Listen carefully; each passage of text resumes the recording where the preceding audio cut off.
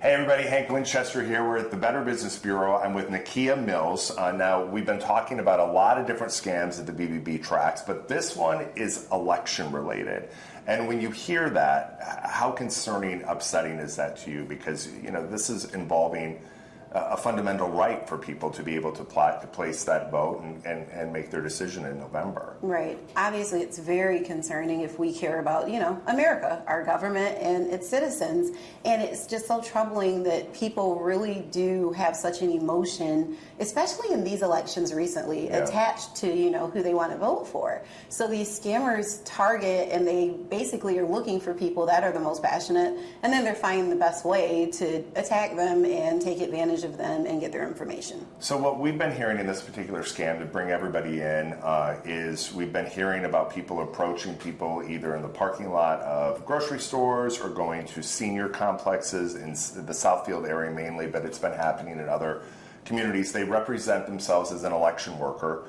They haven't really been showing ID, but they're asking not only for their date of birth, full legal name, social security number, credit card information.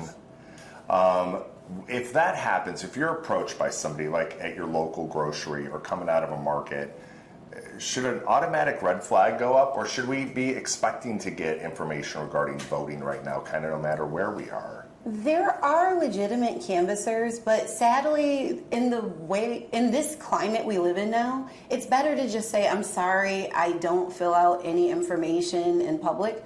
Just go somewhere safe, because it's just too scary. You don't know who you can really trust right now. Yeah.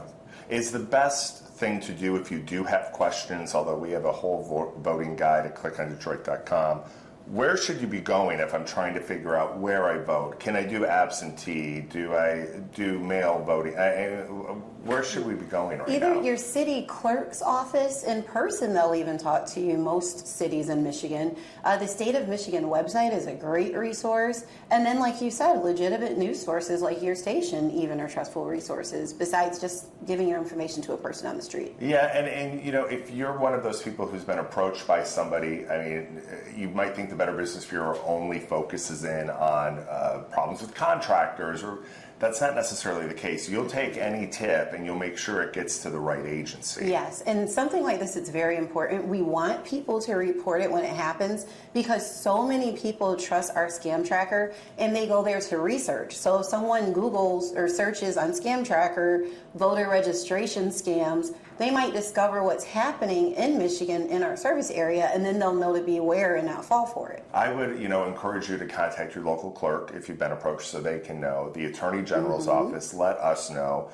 Police are tracking these things. As many people as you think want to hear the information or will take the time to hear it, let it all out there. And maybe even avoid doing it on social media, because right now there's so many confusing messages on Facebook or Instagram regarding voting. We don't want people to kind of get misinformation. But we had reached out to the Secretary of State just about a month ago. There was a text scam, and I think I talked with you about that one too.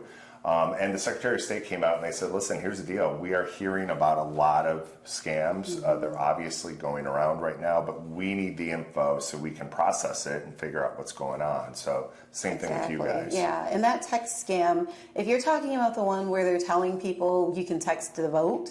It was two things. Okay. It was text to vote, and it was click this link to register to vote. And people in Michigan, because we know how critical Michigan is, it's a swing state, were being sent to non-critical states like a complete always a red, maybe like a Florida, or some of the like you'd be sent to, I don't know, Iowa, right, and you'd be asked to register in that particular state. Meaning, if it happened and if it all worked, which we don't know whether the link even worked, your vote could be sent to a different state. It might not mean as much if people weren't putting the proper checks and balances in place. And that's just another point of those text messages.